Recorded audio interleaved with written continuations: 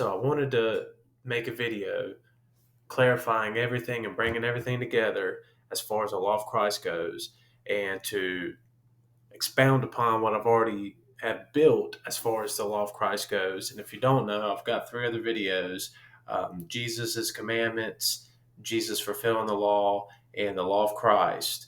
And if you go watch those three videos, you'll understand what I'm saying and everything I've explained so far leading up to this point. But this video is going to bring it all together, and so that you can apply it to yourself and actually follow the law of Christ. All right, so let's go ahead and start. And it came to pass as he was alone praying, Jesus, his disciples were with him, and he asked them, saying, Whom say the people that I am? They answering said, John the Baptist, but some say Elias, and others say that one of the old prophets is risen again.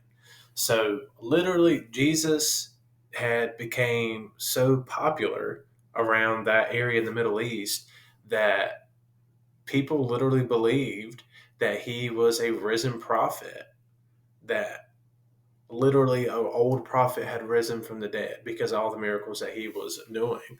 And also too, if you notice, they say that some people say he's John the Baptist, but John the Baptist gave Jesus his baptism. So it's actually kind of an interesting correlation. There's another spot in the Gospels where King Herod actually thinks that Jesus is John the Baptist, and it frightens him because King Herod beheaded John the Baptist, and he literally thought that since Jesus was doing all these miracles, that it was John the Baptist that had rose from the dead. But anyways, that's just a side note. So going back on to verse 20. This is Luke chapter 9, by the way. Luke chapter 9, verse 20. He said unto them, But whom say you that I am? Peter answering said, The Christ of God. And he straitly charged them and commanded them not to tell no man that thing, saying, The Son of Man must suffer many things, and be rejected of the elders and the chief priests and scribes, and be slain, and be raised the third day. And he said to them, If any man will come after me, let him deny himself, and take up his cross daily, and follow me.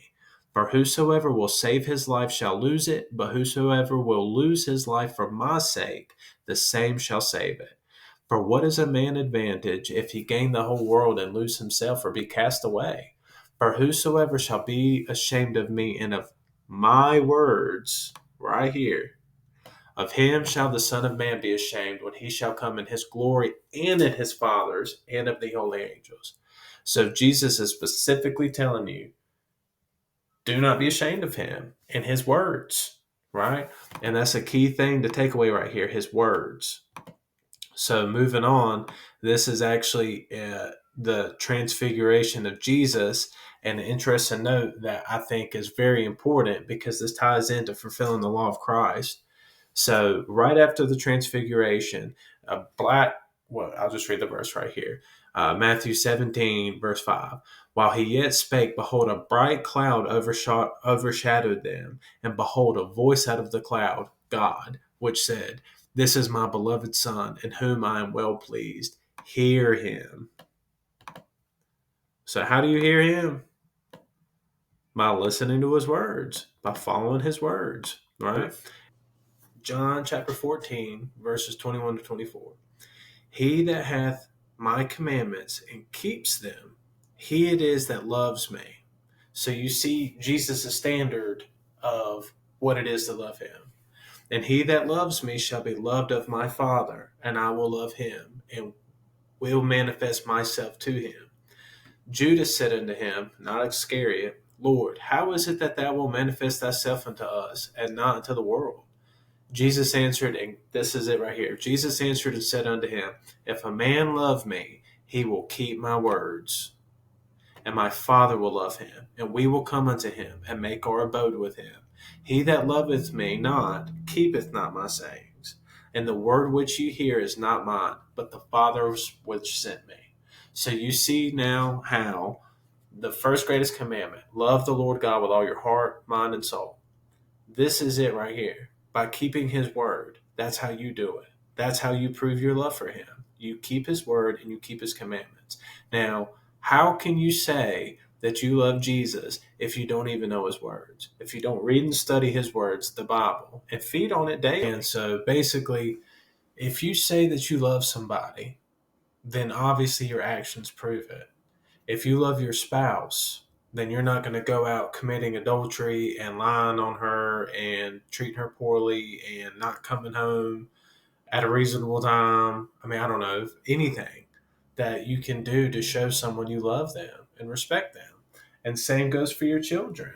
If you love your children, or you say you love your children, then you're going to go out and provide for them. You're going to go out and get food, money, clothing for them, at least the best that you can. You're not going to be sorry and make excuses because you're too selfish and too lazy. That's going to show your children you don't love them, right? And it's the same thing with Jesus. And that's why you have to keep his word. You keep his word by loving him, and you love him.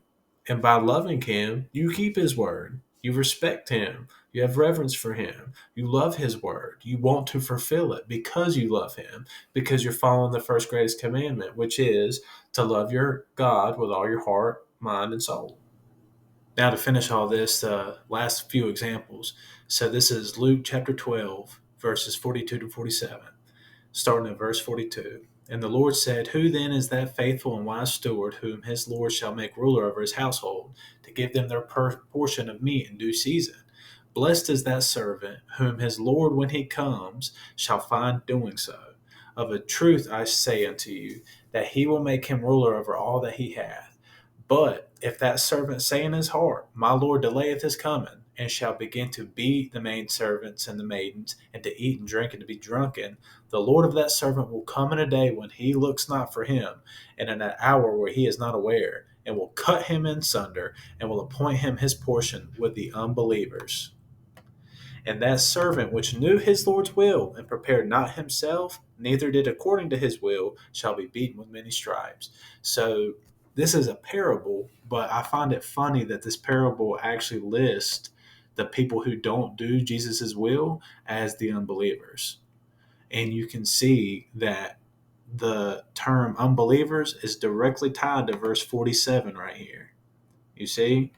So obviously, the Lord's expecting you to keep his word, and that's how you love him, right?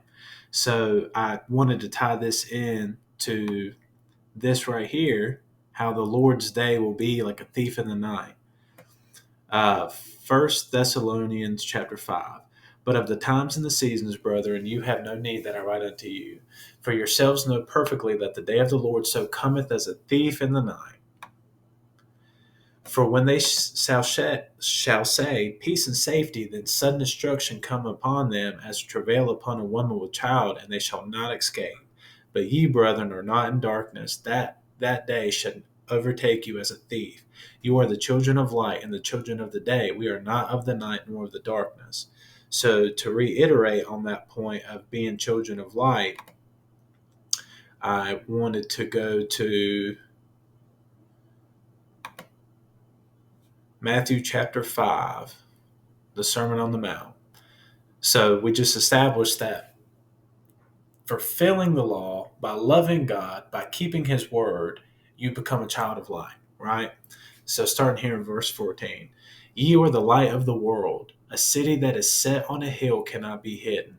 Neither do men light a candle and put it under a bush, but on a candlestick, and it giveth light unto all that are in the house. Let your light so shine before men that they may see your good works and glorify your Father which is in heaven. Think not that I am come to destroy the law of the prophets. I have not come to destroy, but to fulfill. And this is where I wanted to start to reiterate about the things that I've said as far as Jesus abolishing the law. In a sense, he has, but these verses will kind of clear it up. For verily I say unto you, till heaven and earth pass, one jot or one tittle shall in no wise pass from the law, till all be fulfilled. Till all be fulfilled in him. Verse 19, whosoever therefore shall break one of these least commandments and shall teach men so, he shall be called the least in the kingdom of heaven. But whosoever shall do and teach them, the same shall be called great in the kingdom of heaven. For I say unto you, that except your righteousness shall exceed the righteousness of the scribes and Pharisees, ye shall in no case enter into the kingdom of heaven.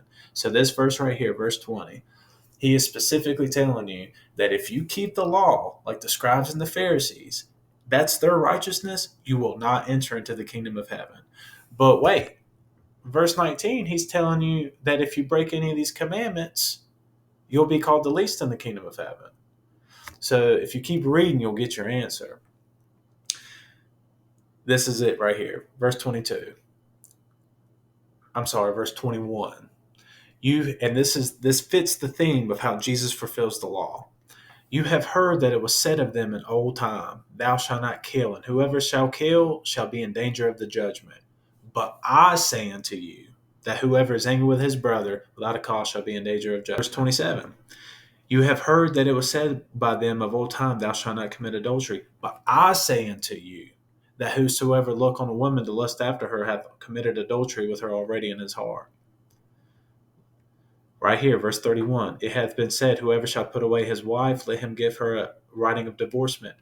But I say unto you, verse 33, again, you have heard that it has been said of them by old, thou shalt not forswear thyself, but shalt perform unto the Lord thine oaths. Verse 34, but I say unto you, swear not at all, neither by heaven, for it is God's throne.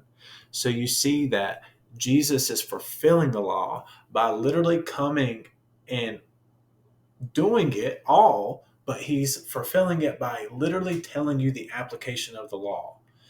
The scribes and the Pharisees thought that they had it down pat, but come to find out, Jesus comes and tells them all, you're hypocrites. You're doing it by the letter, but you're forgetting the actual meaning, the actual application of the law, right? Like, for example, he says the Sabbath was made for man, not man for the Sabbath, because they were supposed to be no work. But Jesus is coming to telling them, no, I made this Sabbath for you to take rest off of work. It doesn't mean literally don't care for the things you need to care for. It just means take your day of rest, right? So you kind of see that here in these verses on the Sermon on the Mount. He's not saying, no, don't commit adultery, but he's saying the spiritual aspect of it, the reasoning for it, the actual application of the law had been lost over these self-righteous people. I hope these verses helped you see that the law and the prophets all spoke of Jesus, and Jesus came and fulfilled it by doing everything that the law and prophets said that he would. And he did the law, and he actually applied the law and told you how to follow the law. And so that's why we follow Jesus and his word. We follow the law of Christ, which is everything that he's taught us in his word. So that is the law of Christ. That's how you fulfill it, by following him and loving him and keeping his word and his commandments. I hope this helped, and hopefully some more things will come soon. Peace.